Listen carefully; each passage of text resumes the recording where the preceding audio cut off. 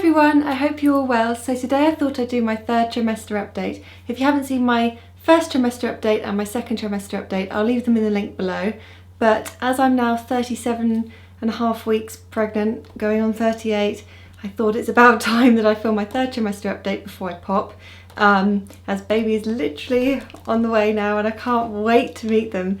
As you probably already know if you've seen my two previous videos, that we don't actually know the gender of or the sex of the baby, so it's just so exciting. I can't wait to meet them and to be able to actually name them, and yeah, just super excited. So anyway, enough blabbing. I thought I'd share with you all the symptoms and what's been going on and everything in my third trimester, so let's get started.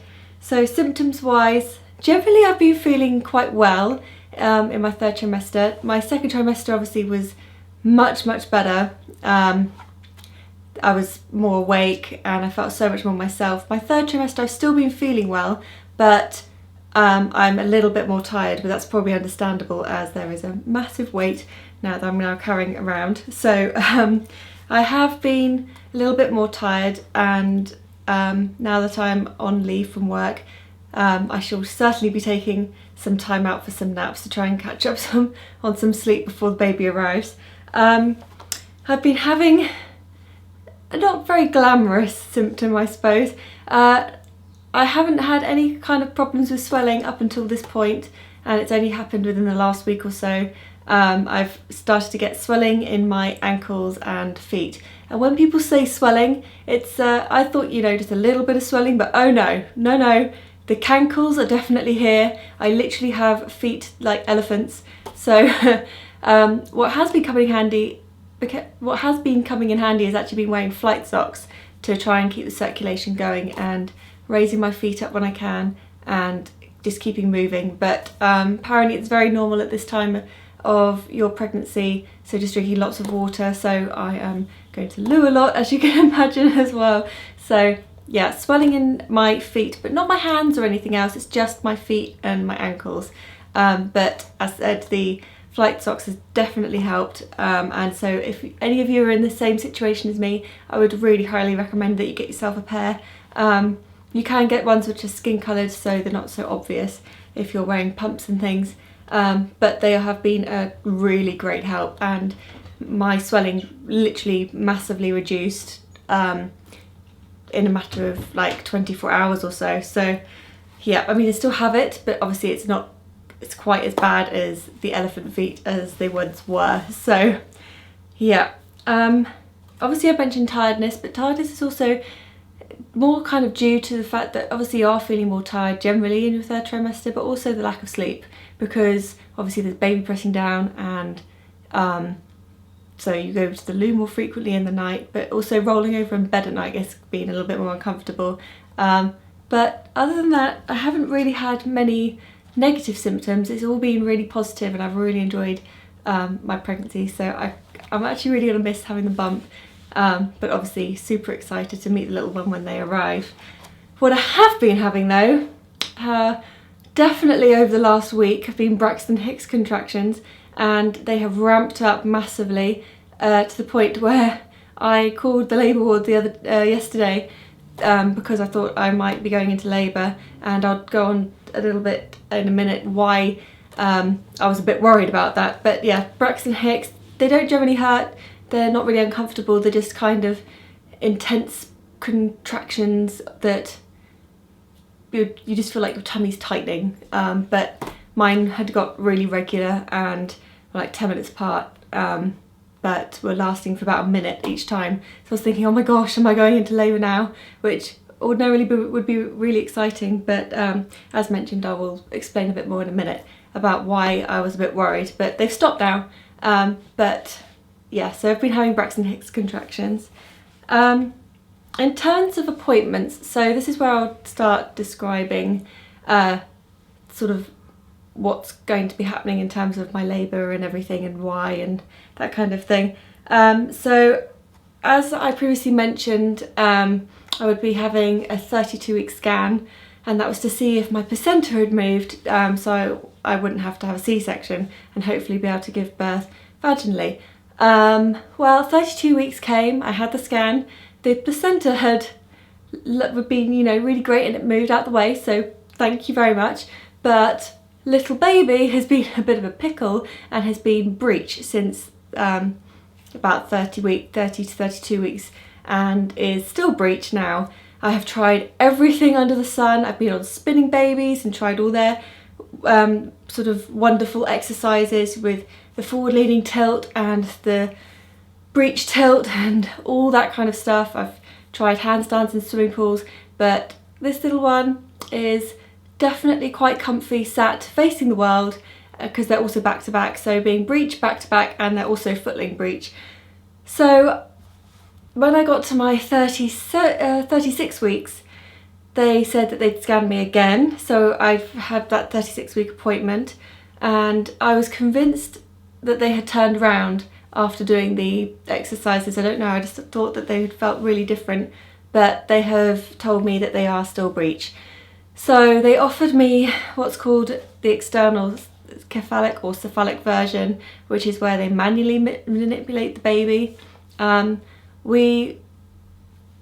My husband and I, we deliberated about whether to have it or not, but after much research and things like that, we decided against it. You know, if people out there, they've had it, I completely respect your decision, but we had trouble getting to this point in terms of having the baby, in terms of actually being pregnant, and the risks that come with the ECV just, for me, massively outweighed the potential benefits, because also even if they have turned, there's much higher risk in terms of your like having a natural labour as well.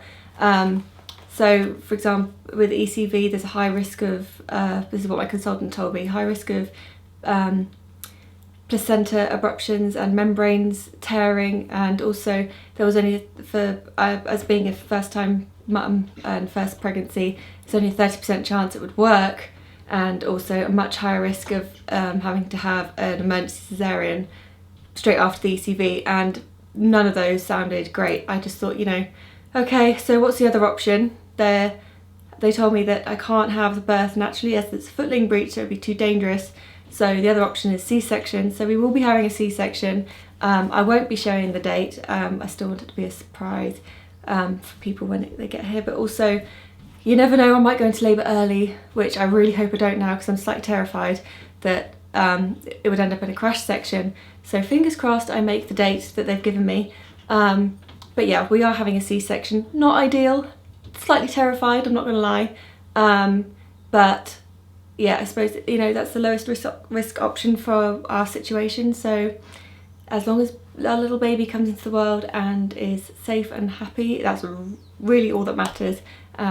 So they could slice me, dice me and do whatever they want to me as long as baby's okay. So yeah, not ideal, but I can't wait to meet them, and it's not long now. So yeah, anyway, that's the sort of roundup of the appointment situation and why the Braxton Hicks was slightly worrying yesterday, and why I ended up calling the labour ward.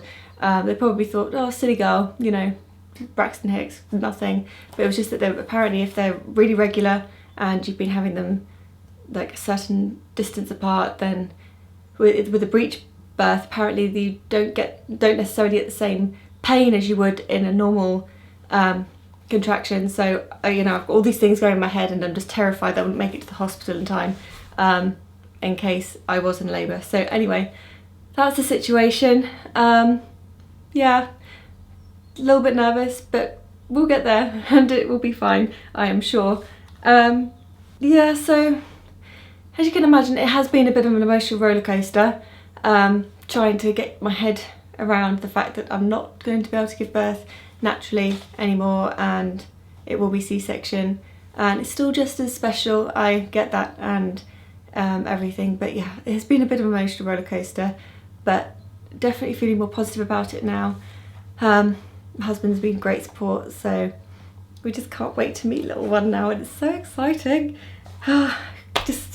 It still feels really surreal, you know, just, you know, you're carrying your little one and then they're going to be here however you give birth and however you can give birth, and just trying to get my head around the fact that they will be ours is just it's nuts, really, to be honest with you. It's absolutely nuts, but I can't wait, and it's not long now.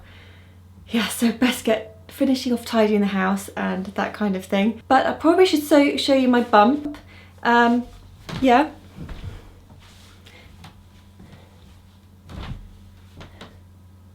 It's grown quite a lot, as you can see. It's definitely much bigger, as you can imagine. Still quite small, and little meat. They have definitely dropped and are now sat further down into my pelvis. I can feel their little feet dancing on my bladder half the time, and the head's actually now below my belly button. So yeah, they've definitely dropped and they're on their way. So let's hope the C-section comes before they do. Yeah, so yeah, but there's my little bump. I'm really excited. In terms of the bump, I haven't got a linea negra at all, and so that's the dark line that you can sometimes get down the centre of your tummy. There's all sorts of wives' tales about whether if your linea negra goes above your belly button, whether you're having a boy or girl, or if it just goes to the belly button, whether you're having a boy or girl. I forget which way around it is, but I don't have one at all, so I don't know what that means. Please leave your guesses down below about whether we're having a boy or girl. I'd love to know, and it will be very exciting, and I can't wait to reveal what we do have. Yeah, but in terms of stretch marks, I haven't got any as of yet, and I'm hoping that means that I won't get any. So the Secret Saviours cream and belly band that I've been wearing has been really great, and I'd highly recommend it. I'll leave that in the link below, and if you go and watch my previous video, the second trimester update, you'll hear a little bit more about that, and I actually show the band on itself. Yeah, so that's been really good, and I really like the Palmer's Cocoa Butter Massage Lotion for stretch marks. That's been divine to use, especially when your skin gets a bit itchy. It's just beautiful to put on, really rich and nourishing, and it's also good for having a little massage for baby, you know, just having a little rub of your tummy. Yeah, so that's really nice to use. And the Mum and Me bubble bath has been really nice, especially when you've got like a few aches and pains in the third trimester. Why not pamper yourself? So yeah, I've really enjoyed using the Mum and Me bubble bath. So those are my three biggest favourites for products that I've been using in my third trimester, and actually throughout my pregnancy, especially the first two, the belly band with the Secret Saviours cream and the massage lotion from Palmer's Cocoa Butter, and also it smells divine. It just, I don't know, there's something about smell that's just so lovely and comforting. So yeah, but anyway, I can't believe we're almost here, and the baby's going to arrive soon, so very excited. But that is my third trimester update. I really hope you enjoyed this video. If you did, please give it a thumbs up and subscribe to my channel if you're new. It would mean the world. Please click the little bell on the video if you liked it, and if you want any notifications of when any new videos are coming up.